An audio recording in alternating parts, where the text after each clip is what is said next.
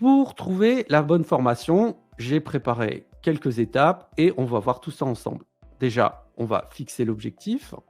Je vais vous expliquer ce que vous devez éviter, ce qui est obligatoire à faire, quelles sont les bonnes formations, ce que vous devez savoir et on va commencer par l'objectif.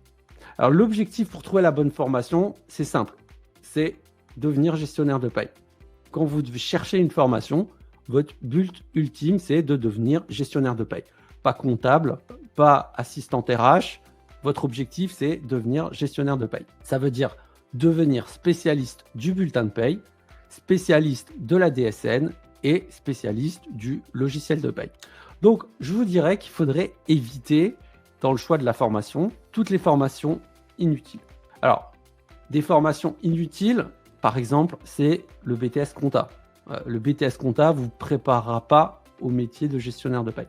De la même façon qu'une formation assistante RH ne vous préparera pas au métier de gestionnaire de paye. Soyez vigilants, quand vous cherchez une formation, gardez vraiment votre objectif en tête. Ensuite, la question c'est, est-ce que le diplôme est obligatoire? Déjà, je vais vous répondre simplement que non. Dans la majorité des cas, et même dans la plupart des métiers, les employeurs embauchent sur des compétences. Et les compétences, c'est savoir faire un bulletin de paye, expliquer aux interlocuteurs les calculs de paye et être autonome dans son travail. Mais est-ce que le diplôme est obligatoire? La réponse peut être oui. Pourquoi? Parce qu'un diplôme, et le bon diplôme, va vous donner des bases solides pour démarrer en tant que gestionnaire de paye. Il va également rassurer l'employeur. Parce qu'en France, on est quand même rassuré par les diplômes. Mais gardez à l'esprit, s'il vous plaît, que le diplôme n'est pas une garantie d'emploi. Ok, c'est pas parce que vous êtes diplômé en gestion de la paye que vous aurez forcément un poste de gestionnaire de paye. Alors, quels sont les diplômes à envisager s'il faut éviter le BTS Compta et le diplôme assistant RH?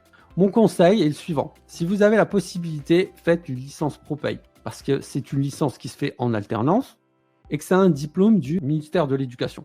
Vous avez également le titre professionnel gestionnaire de paye. Donc là, le challenge, ça va être de trouver le bon centre de formation. Donc pour cela, une astuce.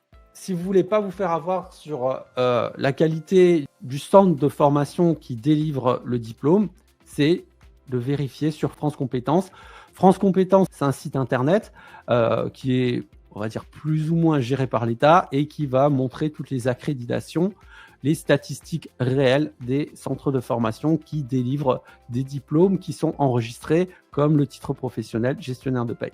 Ok, tout ça c'est bien, mais j'aimerais quand même vous rappeler une certaine réalité. Une formation doit vous permettre d'acquérir des compétences de base. Lire un bulletin de paye et l'expliquer, faire un bulletin de paye sur un logiciel de paye, paramétrer un logiciel de paye, faire la DSN.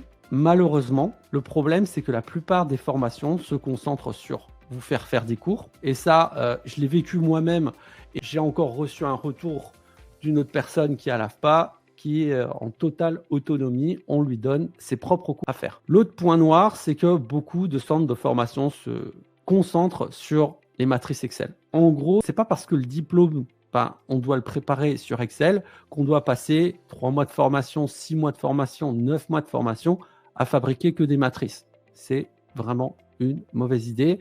Par contre, c'est une réalité et puis du coup qui peut par la suite vous handicaper parce que les employeurs font passer des tests et du coup, si votre apprentissage n'a été fait que sur Excel, vous risquez d'avoir du mal. Et ça peut aussi vous poser problème lors de l'examen.